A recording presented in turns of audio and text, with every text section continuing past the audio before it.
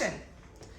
Hello friends, welcome to my channel DM Bhim Vlogs. I am DM Bhim. Today we are going to meet trade analyst, film producer, cine reviewer Girish Wankhede sir.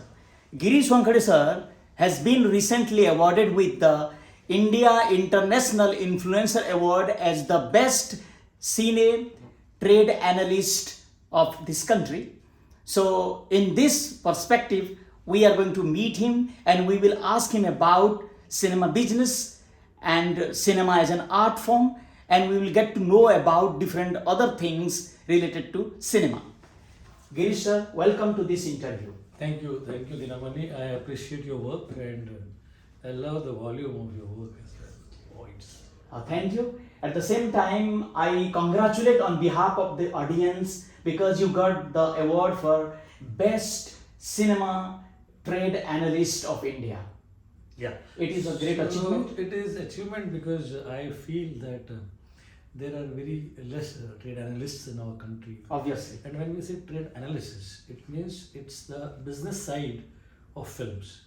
Whenever we talk about films, we opt for the art or the direction or the artistic side of it, about acting. Mostly for a layman, film is all about acting. Film is all about singing. Film is all about art form. But beside this, there are various technicians like directors, writers who work for the film. But when the film is released, we are the people who take note of the business side of it. How many screens it has been released, what business it has done, and what is the box office collection of that particular film is what we have an expertise into. So when we call ourselves as a trade analyst, we are more on the business side of the cinema, and that is quite exciting, and I am very proud that I got as the best trade analyst of this country. That is quite overwhelming. Congratulations once again. Thank you. Girish sir, recently I came across a buzzword, a term called syndication in film business. So what is this all about, syndication in film business? So syndication, when we say in films, it is all about selling the content to OTT platforms. Okay. In our country, there are around 35 to 40 OTT platforms, and whenever a filmmaker makes a film, his first destination of the film is bigger cinema, that is bigger screen, theatrical business. So once that theatrical is been exploited, after theatrical release, there is a window of 6 weeks in our country, wherein after 6 weeks it goes to OTT platforms. So when it is sold to OTT platforms, that procedure or that business is called syndication business. Okay, so another question coming to my mind, there are so many indie directors who invest their own money or they have less money backed by even an independent producer, and they can't release their cinemas in theaters, and they are hopeful to get some kind of OTT platforms to release their content. So what advice would you give to them? Now the norms have changed. Initially, when the filmmakers used to make films, they always thought that they will give it to OTT directly. Now direct OTT released has been stopped. Now when we have to release any film on OTT platform which is already made, that film has to have a theatrical release, and only after the theatrical release, then only you will be able to get that film sold on OTT platforms or released on OTT platforms. Is it a must? It is a must. Or is there any other way out? So I'll tell you. So it is must for any film which goes for independent filmmaker. But if a film is commissioned by OTT platform, if Netflix is already doing a film with you, that is called a commissioned film. Okay. So that will be directly going to OTT. Like Jaane Jaan or any other film, like it was Jaane Jaan was Kareena Kapoor star film, or there are several films which are made by OTT by their own. So they commission a director or a producer to make films for them. That these films will only go to OTT directly. But rest of, if you are an indie producer or an indie director, if you want to make a film, you will make a film. But if you want to take that film directly to OTT, it will not go to OTT. It has to have a respectable theatrical release. Only after the theatrical release and after the window of 6 weeks, it will be able to go for the syndication, that is on OTT. So gone are the days when a filmmaker used to think that I will make a film and I will directly give it to OTT platform. Gone are the days. Now you have to make a film, either commission for them, which will go to OTT directly, or if you want to do a film without any commissioning with the OTT platforms, then you'll have to release it on cinemas, and then only it will go to OTT. Okay, I see. And you have done a tremendous work on distribution of films.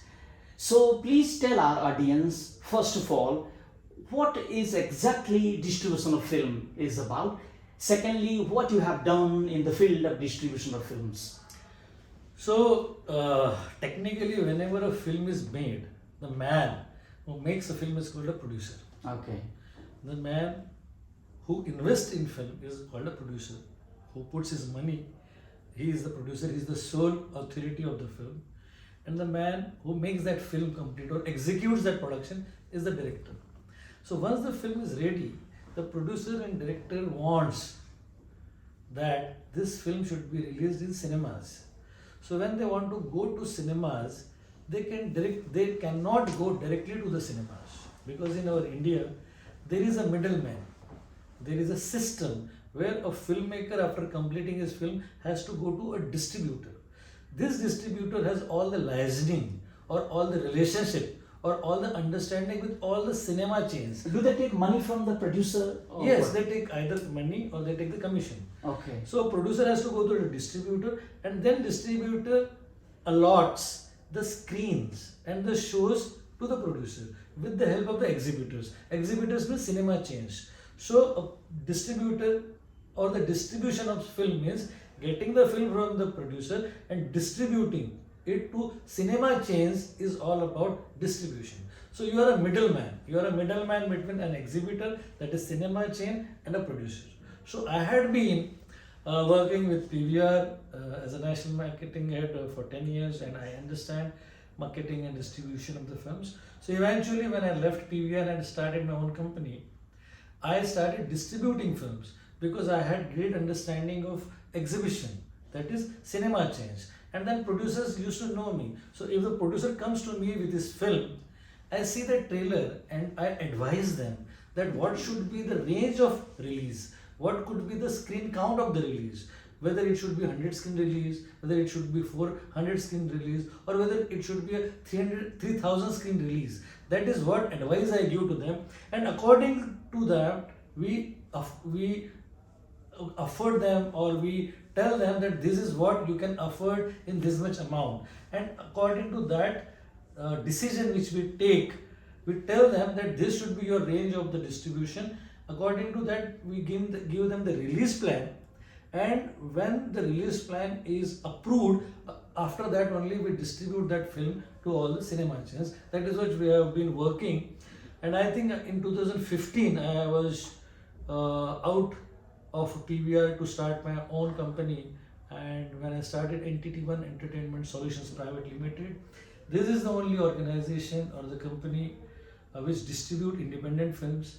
And when I distribute films, I distribute it through PVR Pictures, through Cinepolis, through various independent distributors. I see the film and then I decide whether it should be distributed through corporates, whether it should be independently distributed, or what should be the range of distribution, whether it should be a limited release, or whether it should be an all-out release, or whether it should be a mammoth release. That is all decision taken by me. Okay, that's a great insight into the nitty-gritty of distribution business. You are an excellent and reverent and ace film reviewer, both in the digital platform at the same time on the print platform. So on behalf of my audience, I would like to ask you, what is this film review all about? You are reviewing the films for several years about its artistic aspect. At the same time, you are also a trade analyst. How the film is going to do business, you also predict that depending on different factors. So there are two different things, at the same time they are merged together. So please tell in simple language so that everybody can understand how to review a film. What are the important criteria on which we have to review it as an art form? At the same time, what are the criteria to predict its business fate? What business, how many rupees it will get back? What will be the returns? All these things. So trade analyst plus reviewing a film as an art form. So please shed some light on these two aspects. When you see a film, it has to be seen like a film lover. If you love films, you will see a film in the same light. But while watching the film, you come from a business background. I had been with exhibition for almost a decade now, or more than a decade. So when I see a film, I see myself as a film buff. So I will see the film as a layman. But after completion of the film, I will think it as a trade analyst. And when I think about it, I will think that how much business this film can do. But before that, if you have to watch the film, I have to watch the film as a lover of cinema, as a big aficionado of a cinema, as somebody who is passionate about film. That is a very basic need of anybody who wants to review a film. So this is the first thing I do. And when you want to review a film, first and most important is you need to have a respect for cinema. Anybody who is making a film, may a small film or a big film or a modestly placed budget film or a hugely mounted film or a debutant film, any film who is making, he has a great reverence for this medium. He is putting his hard-earned money into making of a film, so that reverence, that respect has to be with the reviewer himself. So that respect I have. So after having those respect, when I see a film, the first thing if you want to review a film is to see how it can connect to a layman or yourself. You have to watch that film as a layman. So is it able to touch you? Your whole aim of art is to either entertain you or either it has an ability to move you or it has an ability to disturb you. So what is the agenda of that film? Is it able to move you? Is it able to entertain you? Is it able to disturb you? Is it able to move you? Is it able to give you a new insight? Is it able to educate you? That these are some questions which you have in mind when you watch the film. So while watching the film, when you get these answers, then you have to first point about whether it was able to touch you. If it has been able to touch you, it means it's a great film. It means it is an honest film. But if it is peripheral, it is not solving your purpose, it is not able to touch you, it looks very artificial, it is superficial, and that superficiality of the film is very apparent. You can make it out because you have been watching films for so many years. So while watching a film, you need to be very honest. If it is able to touch you, then you have to talk about the good things which that film has done. Whether the direction was good, whether the camera was good, whether your art direction was good. You need to understand and know the entire technical aspects of the film. Then you should have an ability to understand the script of the film. And the most importantly, you need to have a homework of the genre in which this film is made. If it is an action film, you need to know who John Woo is. You need to know who Quentin Tarantino is. You need to know who Rohit Shetty is. So you need to know the best of the filmmakers in the world who does action genre. If you are watching a film in horror genre, you should be able to understand the making of Wes Craven. You should be able to understand the making of Stanley Kubrick. So you need to have the references of the best of the filmmakers in the same genre. So that when you are reviewing a film, first you are talking about the film, whether it was able to touch you and what was the element because of which it has touched you. Secondly, give the reference of the best of the filmmakers in the same genre. And thirdly, try to find what are the nuances, what are the best parts of it. And the fourth is drawbacks. What are the demerits? What was bad? Was the background music too jarring? Was it disturbing the flow of the film?